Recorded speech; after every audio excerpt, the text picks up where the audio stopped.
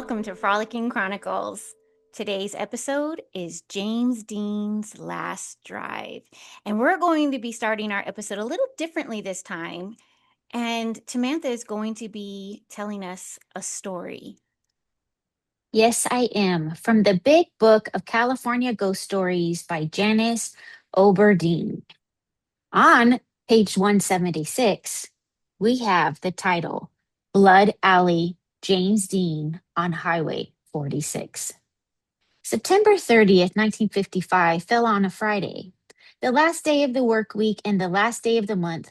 13 days earlier, 24-year-old actor and pop idol James Dean had filmed a PSA about speeding for the National Highway Safety Committee. At the end of the 30-second commercial, Dean looked at the camera and said, "Take it easy driving. The life you save might be mine." On this Friday, James Dean and his friend and mechanic, Rolf Wutherich, met up with friends who would follow along in other vehicles at the ranch market on Vine Street. The group enjoyed donuts and coffee before heading north towards Salinas and a sports car race competition. It was 1:15 in the afternoon. Salinas was about 260 miles away. If Dean pushed the Porsche Spider, they would arrive before the others did. 2 hours into the trip, near Bakersfield, Dean was stopped by a highway patrol officer and given a speeding ticket. Afterward, he turned to the Porsche onto State Route 46, Old Highway 466, and continued speeding as he drove west. Near Shalom, college student Donald Turnewseed pulled his Ford two-door on the highway heading east. It was 5:45 in the afternoon. At what is now called the Shalom Y intersection, Turnewseed slowed the Ford and tried to make a left turn. There was no way James Dean could avoid the fatal head-on collision. He died en route to the hospital. Ralph Wutherich was thrown from the car, and although severely injured, he would survive. This is now known as the James Dean Memorial Junction. Opposite the Memorial Junction sign is the Jack Ranch Cafe with its steel and glass James Dean Memorial. James Dean is the most famous person to die here, but he is not the only one. People have perished in horrific head on collisions and accidents ever since Dean's death. And because of all those fatalities on this stretch of Highway 46, it is referred to as Bloody Alley. Much like Abe Lincoln's ghost train, a ghostly Porsche Spider is said to cruise down this area in the early pre-dawn hours. Behind the wheel is the ghost of James Dean. Imagine the shock of a motorist cruising down the highway when the Porsche Spider suddenly appears up ahead. It's happened, according to some. Others have reportedly seen the glowing apparition of James Dean walking along the highway near his memorial. He is in a forlorn figure, appearing much as he did when he played Jim Stark in Rebel Without a Cause. As is the case with many who die suddenly and unexpectedly, the ghostly James Dean may wonder just what went wrong. Oh my gosh, I've never heard that story before. And interestingly enough, earlier today I was watching a documentary of sorts on James Dean and then listening to almost like an audio book and talking about different stories from his family and everything like that.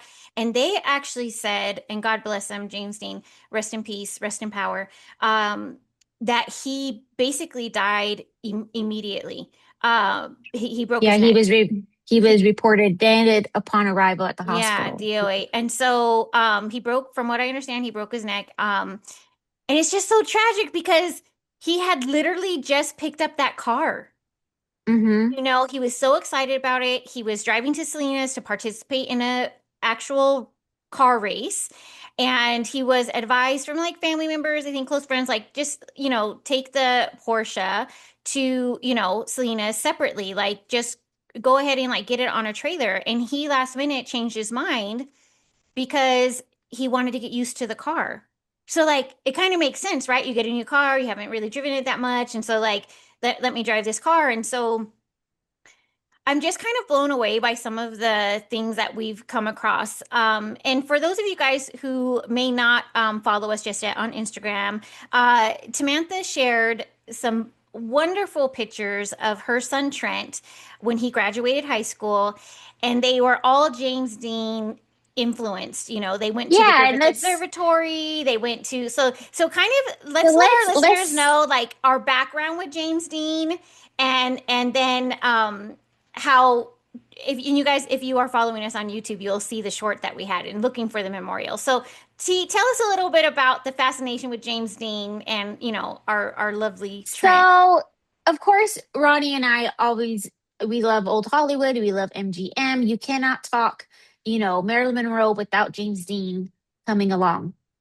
But back in 1993, when I met Paxton, he actually was wearing a really cool motorcycle type jacket and white t shirt and kind of had that whole vibe. Vibe, yeah. After we got married and we're married about 5 years, we both love James Dean. Our son ended up being born on February 8th, which is James Dean's birthday. And Yeah. so naturally, we just always had this kind of you know, Affection. affection and just we gravitated to James Dean. And what's crazy is that Trent was known in school with, as the boy with the hair because he Oh, he also did have had good that hair. really like good hair. Like He he did still have good has it hair. to this day. And so we've just always been kind of in a small way infatuated with James Dean, but your style and focus changes that as a family, and we were very big into skateboarding. But I had last October on my way to see Sophia in Santa Cruz, stopped at James Dean Memorial, and just kind of had a moment because we always drive past it. We never quite stop. And so when Ronnie and I just recently went to Santa Cruz, and this is like right before you get to kind of Paso Robles area, just past the Lost Hills, I was kind of dumbfounded because we were looking at the map. We didn't lock in the actual address of the memorial, but I wanted to point it out. And if we had time, we could stop and I could share the James D. Memorial with Ronnie. And lo and behold, like we never saw it.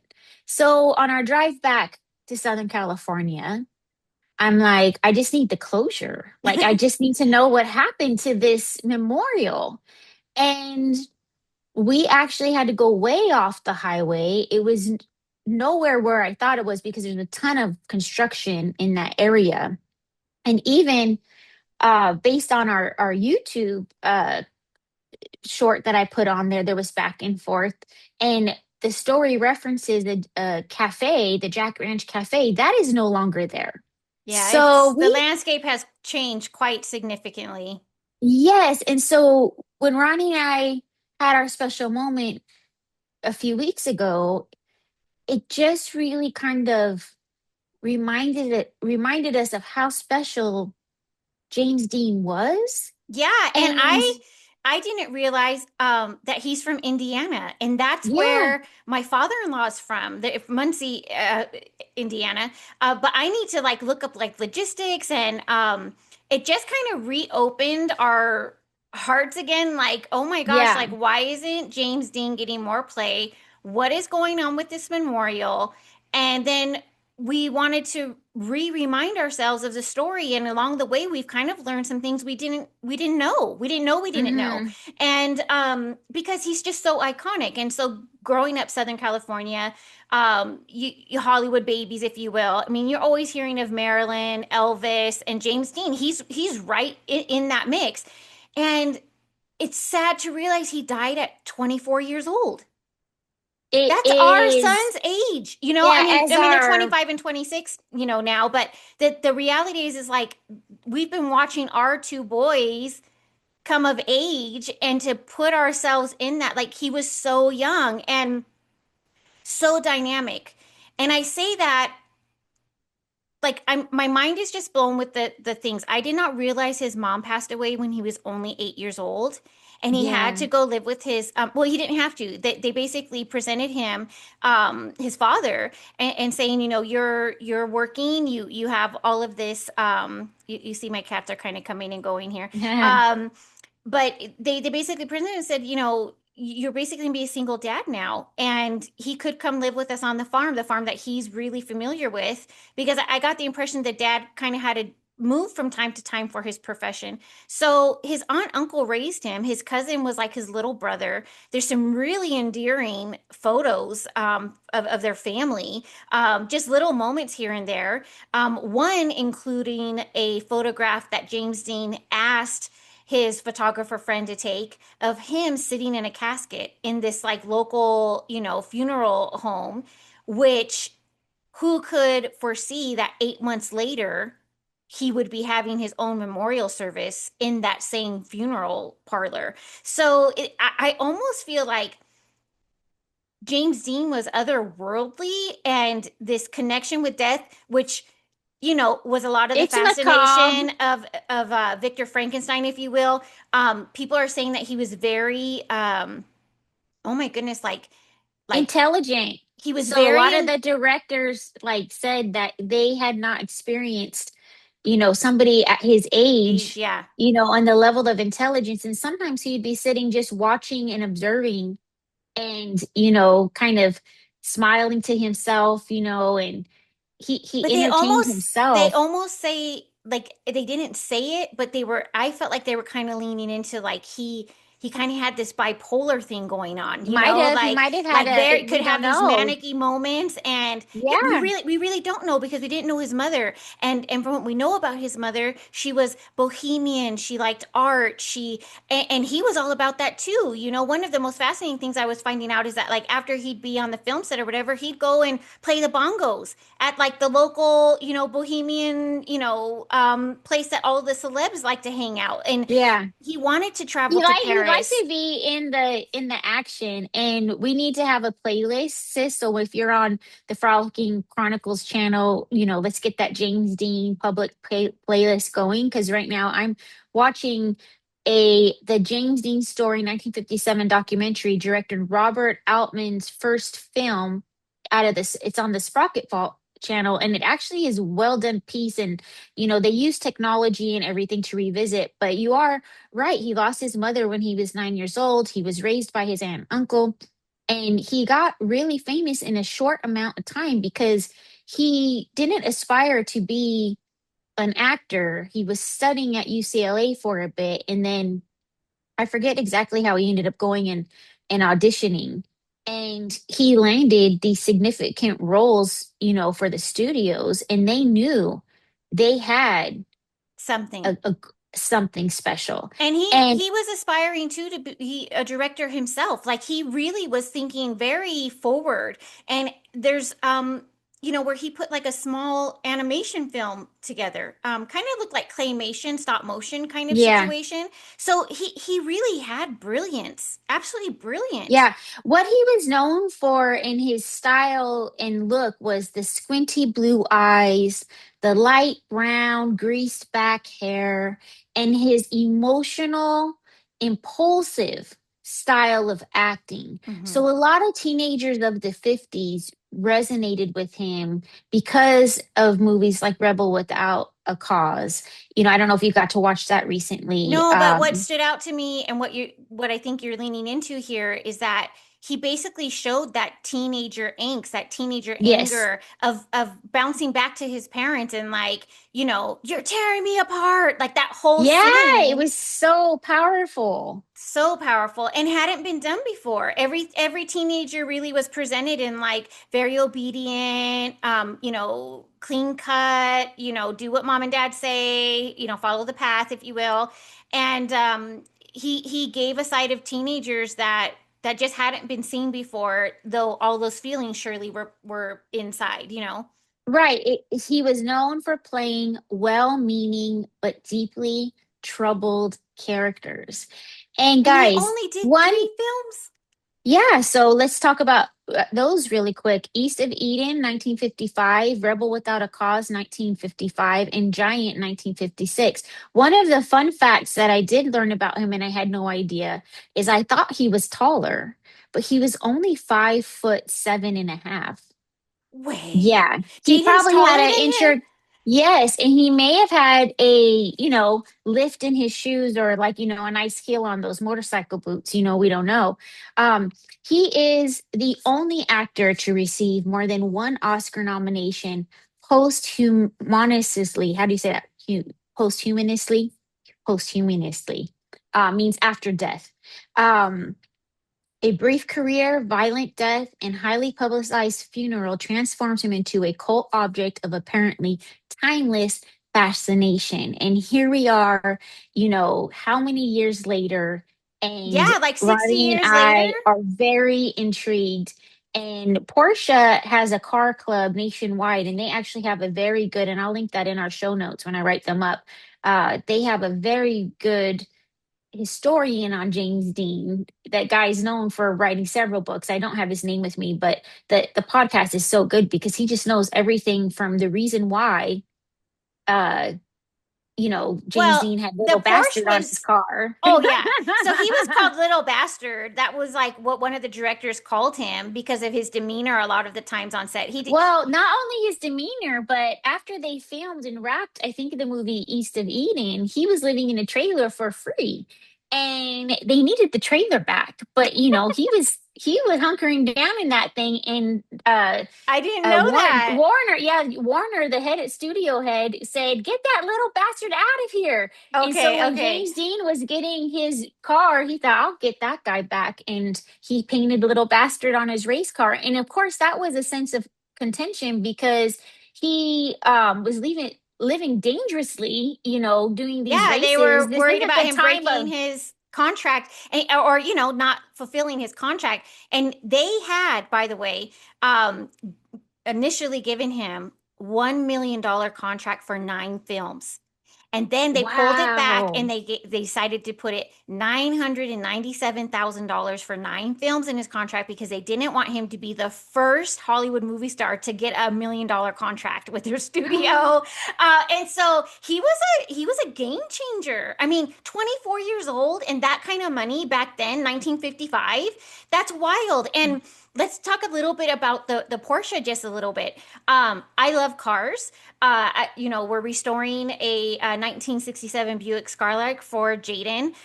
My hearse is in my driveway. It's a 1972 Superior Cadillac hearse.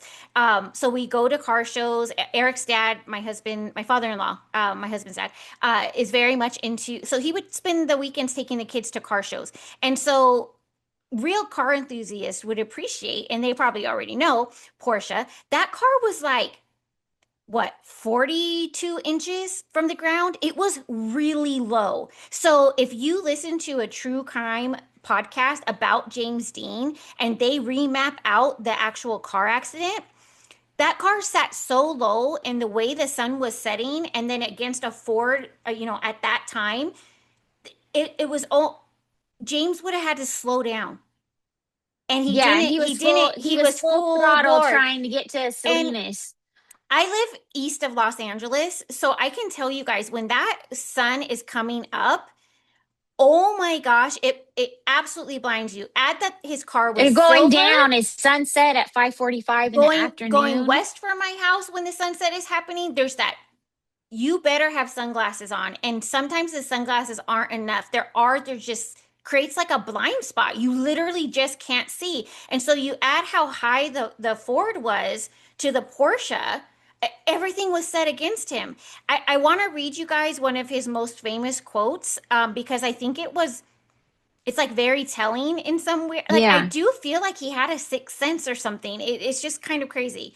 So James Dean's famous quote is, live fast, die young, leave a good looking corpse. And he did just He that. really did. And not only that, guys, not to advocate in this economy to go spend the money or whatever, but from what I was just listening to, he actually had to kind of get an advance of $3,500 or something to be able to get the Porsche, which we learned is pronounced Porsche, 2 syllables. I've always called it Porsche. Porsche, That yeah. is I wrong. passed the So Porsche warehouse going to yeah, so car Rialto today. enthusiasts, we know it is Yeah. Porsche. So we're here to learn it, teach something to everybody. But, he who knew that would be his last ride? He had gotten into racing because I think he raced motorcycles or something as a kid. I know he played sports. His number was 3. So Yeah, he he was oh for all intents and purposes the all-American kid. Like yeah, just good, wholesome farm boy, football star, all of it. yeah. Were you able to watch any of the movies? I've seen Rebel Without a Cause several times. I have not seen the other two. And so I was going to ask you, do you happen to know who the other actresses are outside of Natalie Wood? Because Well, there was one Elizabeth clip, Elizabeth Elizabeth Taylor Taylor. is Okay, is because in. I thought that was her, right? When I see the clip of it, because they're showing the clips in these documentaries or whatever. And I was like, oh my God, those two on Yeah, I screen, forgot to like grab my DVD. Hold on. I'm gonna absolutely step off scene off and I'm gonna scene. grab it. Uh, Um, so beautiful. I mean, these were just beautiful, iconic Hollywood movie stars. the Just way absolutely I fantastic. the way I love James Dean is that I already own the physical media, DVD set. Although I'm gonna say there's a problem with the Rebel Without a Cause. I actually had to rent that on a streaming service. But East at Eden, I didn't recognize any of those actors, but the one you would know from Giant is Elizabeth Taylor and Rock Hudson, which were Oh, two very huge wow. names. Okay, that's another. Okay, let's not forget Rock And Hudson. I will recommend, because guys, this is like our first, segment of this video. I mean, excuse me, of this podcast episode, and then we're going to do the extended cut over on Patreon.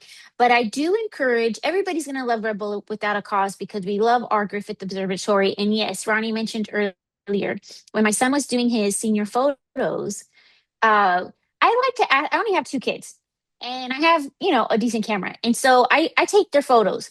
And I thought we talked about it and we like to have a cool location and something that's personal to them. And so that's how we ended up at the Griffith Observatory. And, I had already kind of slated some of the movie background from Rebel Without a Cause, and Trent had a couple outfit changes, which were really like t-shirt and sweatshirt Yeah. changes, and You it want was quick really changes for that. fun.